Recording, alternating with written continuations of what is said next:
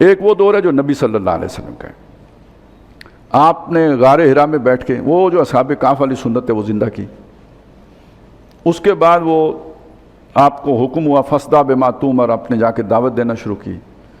یہ دعوت دینے کا کام بالکل وہ ہو گیا نہیں، وہ دو باغوں والا ہم نے واقعہ جو پڑھا تھا، جو ایک دوسرے کو سمجھا رہا ہے اکفرت بالذی خلقک من تراب ثم من نطفۃ ثم سواک رجلا ولولا اذ دخلت جنتک قلت ما شاء اللہ لا قوۃ الا باللہ ان ترنی انا اقل منک مالا وولدا. تو کیا نبی صلی اللہ علیہ وسلم مکے والوں کو اسی طرح نہیں سمجھا رہے تھے؟ اور پھر ان کا وہ باغ یعنی مکے کی ان کی سرداری ساری چلی گئی یا نہیں چلی گئی؟ بالکل وہی ہوا. اور آخر نبی صلی اللہ علیہ وسلم کا کیا ہوا؟ ذوالقرنین کی شان کے ساتھ، اگلا رکوع اب ذوالقرنین والا ہے نا، اس ذوالقرنینی شان کے ساتھ آپ نے مکہ بھی فتح کیا، یہود کو بھی بگایا، پھر تبوک بھی گئے. 3 جنگیں وہ تھیں، تو یہ بھی 3 ڈائریکشن میں حضور کی جنگ ہو گئی نا، ایک مشرکین کی طرف، ایک جو ہے نا وہ یہودیوں کی طرف، اور ایک پھر نصرانیوں کے ساتھ. آخر میں یعنی جو غزوہ تبوک ہے وہ سلطنت روما کے ساتھ ٹکر کا معاملہ ہو گیا. اسی طرح ذوالقرنین کے بھی 3 ہی جو ہے نا وہ محاذ ہیں. سب سے پہلے انہوں نے مغرب کی طرف کو جو ہے نا وہ علاقے فتح کیے، اور پھر اس کو مشرق کی طرف علاقے فتح کیے، اور آخر میں شمال کی طرف کے جو علاقے اس طرف جائے جہاں یاجوج ماجوج کو انہوں نے روک لگائی اور یعنی پیچھے بند کر دیا. اس کے بعد ایک شام مطلب رات آ گئی. اب وہ تیسرا اصول آ گیا نا، دن ہوتی ہے تو پھر دن ہوتا ہے تو پھر رات بھی ہوتی ہے. اب اسلام پر آہستہ آہستہ رات آ گئی. یہ سورہ مدثر میں ہم جب پہنچیں گے وہاں یعنی پہلے وہ روشنی حضور صلی اللہ علیہ، اس سے پہلے رات تھی. عیسیٰ علیہ السلام سے لے کے حضور صلی اللہ علیہ وسلم تک یہ رات کا دورانیہ ہے، کوئی روشنی نہیں ہے، اور یہ فطرت کا دور ہے. پھر اللہ تعالیٰ نے صبح طلوع کر دی، اذا الصبح تنفس والی صورت بن گئی، اور وَإِنَّهَا لَإِحْدَى الْكُبَرِ بہت بڑی خبر تھی وہ. لیکن پھر کیا ہوا؟ فَلَا أُقْسِمُ بِالشَّفَقِ وَاللَّيْلِ وَمَا وَسَقَ، سورہ انشقاق میں جو مضمون ہے. پھر اس نبوت کی روشنی، پہلے تو یہ تھا منہاج النبوہ پہ خلافت رہی، تو گویا روشنی اپنی آب و تاب کے ساتھ موجود رہی. پھر آہستہ آہستہ ڈھلنا شروع ہو گیا سورج، اور پھر شفق رہ گئی. ایک روشنی ہوتی ہے چاند کی روشنی ہوتی ہے، ایک ستاروں کی روشنی ہوتی ہے، ایک سورج غروب ہونے کے بعد جو تھوڑی سی وہ لالی سی رہ جاتی ہے وہ شفق ہے. تو میں اس شفق کی قسم کھاتا ہوں. اور شفق کے بعد کیا ہوتا ہے؟ رات ہوتی ہے. واللیل وما وسق، اور رات کی قسم کھاتا ہوں جس نے سب اپنے لپیٹ میں لے لیا. یہ ہے وہ بات کہ ہم رخصت ہوئے اوروں نے سنبھالی دنیا، پھر نہ کہنا ہوئی توحید سے خالی دنیا. توحید کا سورج غروب ہو گیا، اور اس کی جگہ پہ یہ دجال کا کہیں یا شیطان کا کہیں، یہ جو ہے نا اس کی رات طاری ہو گئی. واللیل وما وسق، زندگی کے تمام شعبہ جات پر یہ رات طاری کر دی ہے. پھر اس کے بعد چاند کی جیسے چاندنی ہوتی ہے، والقمر اذا اتسق، چاند جو درجہ بدرجہ بڑھتا ہے، تو اس طرف وہ جو ہی رات چھائی ہے تو ادھر اللہ تعالیٰ نے چاند کا انتظام آہستہ آہستہ، ایک شخصیت دوسری شخصیت، 400 سال کا عمل ہے. اور اس کے نتیجے میں دیکھیں پہلا مرحلہ کیا آیا، یعنی اس عمل کے نتیجے میں وہ ایک کہہ لیں آپ زمین تیار ہوئی کہ جب یلغار آئی ہے نا اس تہذیب کی، جو دجالی تہذیب تھی یا شیطانی تہذیب، اس کی جب یلغار آئی ہے تو اس کا مقابلہ کرنے کے لیے جب نہیں ہو پایا مقابلہ کسی بھی جگہ پہ، تحریک شہیدین بھی ناکام ہو گئی، 1857 کی جنگ آزادی بھی ناکام ہو گئی، تو پھر وہی غار کی سنت زندہ کی گئی. یعنی یہ جو مدارس ہیں جو قائم کیے گئے، یہ آج کے مدارس پر قیاس نہ کیجیے، یہ نجاشیوں کے ساتھ نہیں تھے. وہ بھوکے پیٹ ہوتا تھا، کوئی عمارتیں بھی نہیں ہوتی تھیں، کسی درخت کے نیچے لوگ شاگرد اور استاد بیٹھ گئے، شام کو شاگرد گئے، جو بھی محلے والوں نے کوئی روٹی سوکھی دے دی وہ لا کے کھا لی، بھوکے پیاسے لیٹ لیے.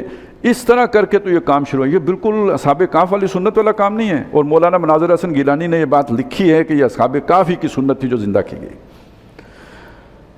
پھر اس سے اگلا مرحلہ آیا کہ جب اسی کام کے نتیجے میں ایسے لوگ پیدا ہوئے. اگر یہ پہلا کام نہ ہوا ہوتا تو یہ دوسرے لوگ بھی نہیں آ سکتے تھے.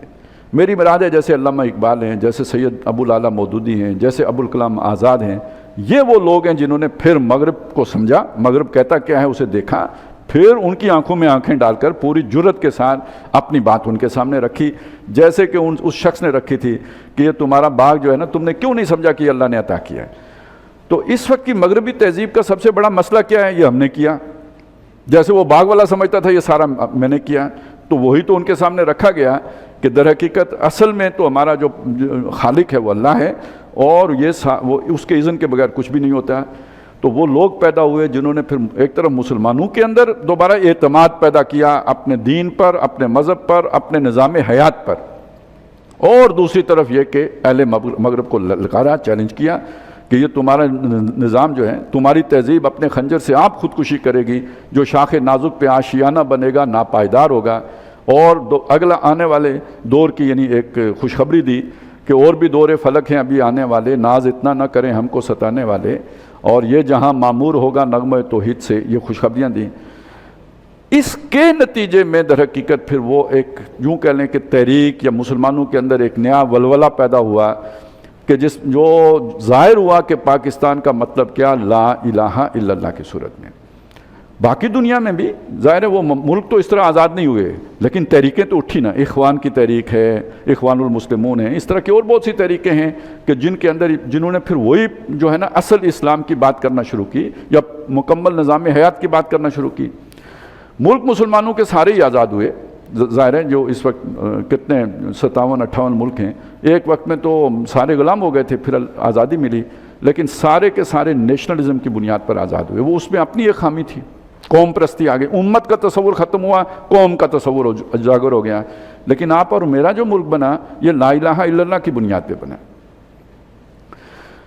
اب یہاں پہ آ کے تو خاص کر آج کل ایک بڑا جو ہے نا واویلا ہے کہ یہ سارا دھوکہ تھا، یہ سارا فراڈ تھا، یہ تو بنانا یعنی کوئی یہ تو لوگوں کو کا ایک نعرہ تھا، یہ کوئی لیڈروں کا نعرہ نہیں تھا۔ اس کا مطلب کیا آپ سمجھتے ہیں اس کا کیا مطلب ہے؟ یعنی قائد اعظم فراڈی تھے نا۔ جو لوگ یہ بات کہہ رہے ہیں کہ یہ لا الہ الا اللہ ایک فراڈ تھا، وہ کس پر الزام لگا رہے ہیں فراڈ ہونے کا؟ علامہ اقبال پر اور قائد اعظم پر۔ یہ بات منہ سے نہیں کہیں گے، لیکن یہ کون تھا جو اس نعرے کو لے کے چل رہا تھا؟ وہ تھے۔ تو قائد اعظم وہ شخصیتیں ہیں جس کے بارے میں ان کے دشمن نے بھی کبھی یہ نہیں کہا کہ یہ جھوٹ بولتے ہیں یا دھوکہ دیتے ہیں۔ کبھی گاندھی نے بھی نہیں کہا، کبھی کسی ہندو نے بھی نہیں کہا۔ یہ اگر کسی کو نصیب ہوا تو ہمارے ملک کے جو ایسے تھوڑ دلے ہیں انہوں نے یہ کہا کہ جناب یہ لا الہ تو ایک دھوکہ تھا، یعنی قائد اعظم نے دھوکہ دیا۔ خیر میں تو دوسری بات کہتا ہوں، میں اس بات کو چھوڑیں، میں کہتا ہوں ایک بات سوچیں آپ، چلیں ساری بات ان کی مان لیتے ہیں، انگریز بھی چاہتا تھا، نواب بھی چاہتے تھے، پتہ نہیں کون کون چاہتا تھا۔ یہ جو عوام نے لا الہ پر قربانی دی تھی یہ انگریزوں کے کہنے پر دی تھی، یہ نوابوں کے کہنے پہ دی تھی، یا خالص اللہ کے لیے دی؟ وہ تھوڑی اصل قربانی تو عوام نے دی ہے، گھر بار چھوڑے، کاروبار چھوڑے، اپنا رشتہ دار چھوڑے، تعلق چھوڑا۔ یہ پھر وہ بدر والی میں نے جو آپ کے سامنے رکھی تھی نا کہ اپنا ہر رشتہ توڑ کر اللہ کی خاطر جو ہے نا اٹھ کھڑے ہونا، تو کیا وہ یہ سارے جن لوگوں نے ہجرت کی تھی اللہ کی خاطر نہیں کی تھی؟ جو جب یہ بارڈر کراس کرتے تھے تو سجدے میں گر پڑتے تھے، تو کیا ان کی اس ساری قربانی کو اللہ تعالیٰ کراس لگا دے گا؟ سب سے بڑی امید ان سے قائم کرے نا جن لوگوں نے اتنی مخلصانہ قربانی دی۔ اور یہ جو میں نے آپ کے سامنے رکھا ہے، دنیا میں دوبارہ اسلام آنے کا پروجیکٹ اصلاً کس کا ہے؟ محمد الرسول اللہ کو کس نے بھیجا تھا؟ اللہ نے۔ اور دوبارہ اسلام لانے کا پروجیکٹ کس کا ہے؟ نشأت ثانیہ کا پروجیکٹ ہے کس کا؟ اللہ کا۔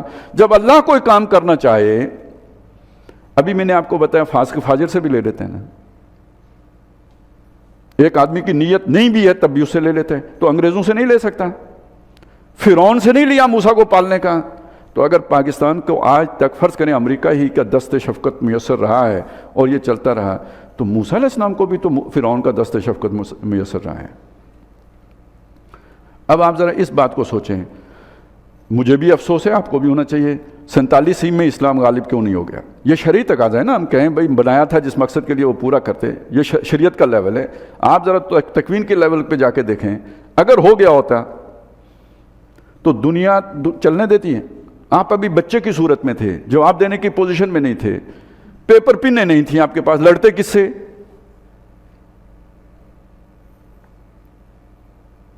اور اس وقت بھی اتنا ہی قائد اعظم پر بہت الزامات لگتے تھے، جو آج اسامہ کو برداشت کرنے پڑ رہے ہیں یہ سارے قائد اعظم پہ لگتے تھے۔ یہ پین اسلامزم کا جو ہے نا وہ شیدائی ہے، یہ ریڈیکل اسلام لے کے آنا چاہتا ہے، یہ ساری باتیں قائد اعظم کے خلاف کی گئی ہیں۔ یہاں تک کہا گیا، جو اپنی جگہ پہ جو ہے نا مشاہدہ ٹھیک تھا، کہ یہ سیکولر میان میں اسلام کی تلوار ہے، تلوار اسلام کی ہے، اوپر اس نے سیکولرزم اوڑھا ہوا ہے۔ تو آپ ذرا تصور کیجئے اس دنیا کا، اس میں آپ کیسے سروائیو کرتے اگر آ جاتا؟ تو یہ اللہ کی حکمت تھی نہ آئے، اور آج آپ کہاں کھڑے ہیں؟ ایٹمی طاقتیں، اور کھٹکتے ہیں دنیا کو۔ اسی کھٹکنے کا نتیجہ ہے کہ چاروں طرف سے حملہ ہے آپ پر۔ اب آپ ایک چیز اور سوچ لیں، ٹھیک ہے، اسی جوش جذبے میں وہ یہ ملک نہیں رہتا ہے نا، فلانا نہ رہے تو ملک نہ رہے، کیا فائدہ جی، اسلام نہیں ہے تو کیا کرنا ہے، آگ لگاؤ، لگا دیں۔ پھر جیسے آج شام میں اسرائیل کی فوجیں داخل ہو رہی ہیں، کل جب یہاں ہندوستان کی فوجیں داخل ہوں گی، کون روکے گا انہیں؟ بتائیں نا۔ اور جب ہندوستان قبضہ کر لے گا تو اسلام لانا آسان ہو جائے گا، اس کے بعد پھر اسلام کی بات کرنا آسان رہ جائے گا، پھر گائے قربانی کر کے دکھائیں۔ تو بندے کو اللہ نے تھوڑی سی مت بھی دی ہوئی ہے، اس کا استعمال، یعنی یہ تو مطلب نہیں کہ ایمان کا تقاضا یہ ہے کہ پہلے گردن سے اوپر جو منج رکھی ہوئی ہے اسے نکال کے باہر پھینک دو۔ تو کوئی تھوڑا سا عقل سے بندہ کام دے دے۔ تو اللہ تعالیٰ نے یہ جو چیزیں دکھائی ہیں نا کہ ایک شریعت کا لیول ہے، ایک تکوین کا لیول ہے، اور انسان جلد باز ہے، وہ چاہتا ہے فوراً ہو جائے، فوراً نہیں ہوتا، یہ سہج سہج ہوتا ہے۔ تو جب اللہ تعالیٰ یوں ایک معاملے کو لے کے چل رہا ہے تو اگلا مرحلہ پھر کیا آتا ہے؟ اس واقعے کے بعد اگلا واقعہ کون سا؟ ذوالقرنین کا ہے۔ بادشاہی بھی آئے گی، طاقت بھی آئے گی، وہ سارا ہوگا۔ جب اللہ چاہے گا تو ویسا بندہ بھی آ جائے گا۔ اور اب آپ اپنی 78 سال کی تاریخ دیکھ لیں، سیدھے بندے نہیں آئے ہیں، ٹھیک لوگ نہیں، مطلب ادھر کیا یحییٰ خان ادھر آ کے چلا گیا، اور اب کون سے یحییٰ خان سے کم ہیں، یا بیچ میں کون سے یحییٰ خان سے کم آئے تھے، ہر کرتوت ان کے اندر ہوتی ہے۔ ملک چلتا رہا، ایٹمی طاقت بن گیا، میزائل ٹیکنالوجی آ گئی، سب کچھ ہو گیا، اور کوئی الٹا کیا تو اللہ سیدھا کرتا رہا۔ دنیا مانتی ہے کہ جب یہ ختم ہونے لگتا ہے کوئی پھر ایسا کام ہو جاتا ہے کہ اس کی ضرورت پڑ جاتی ہے، کوئی 9/11 ہو جاتا ہے امریکہ کو، پھر ضرورت پڑ جاتی ہے۔ یہ کون سیدھا کرتا ہے؟ یہ دیوار ٹیڑھی ہو رہی تھی، کس نے سیدھی کی؟ اور یتیم کون ہے؟ اشرافیہ یتیم نہیں ہے، وہ تو ایک سارا وہ دیوار ہے جو اللہ نے بنائی ہوئی ہے، چل رہا ہے کام۔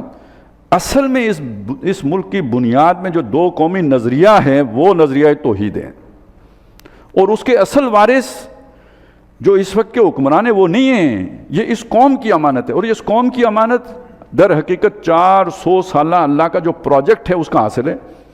یہ مجدد الف ثانی سے یہ کام شروع ہوا، جو آج جس سیکولرزم کی آپ بات کر رہے ہیں اس کی سوجی تھی سب سے پہلے اکبر کو، اور اس کے مقابلے میں کھڑے ہوئے تھے مجدد الف ثانی، اور وہاں سے یہ بات چلی ہے۔ پھر اس کے بعد عبدالحق محدث دہلوی، شاہ ولی اللہ، یہ شخصیات تھیں جس کے نتیجے میں پھر یہ سارا خمیر اٹھا ہے کہ پاکستان کا مطلب کیا، لا الہ الا اللہ کی صورت بنی ہے۔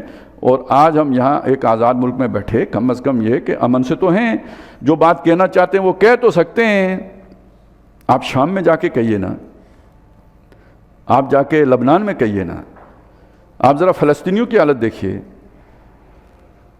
جن کی آزادی سلب کر لی گئی ہے، اور یہ سوچئے کہ کل اگر ہمارے پاس یہ ہندوستان جیسے کہ وہ اکھنڈ بھارت کا وہ رکھتے ہیں اپنے خواب، اور ہندوتوا کو اس وقت وہاں پہ جو ہے نا عروج حاصل ہے، اور مودی بھی ایک پاگل ہے جیسے نیتن یاہو پاگل ہے، تو اگر آپ کا کوئی دفاع نہ ہو وہ آپ کو چھوڑیں؟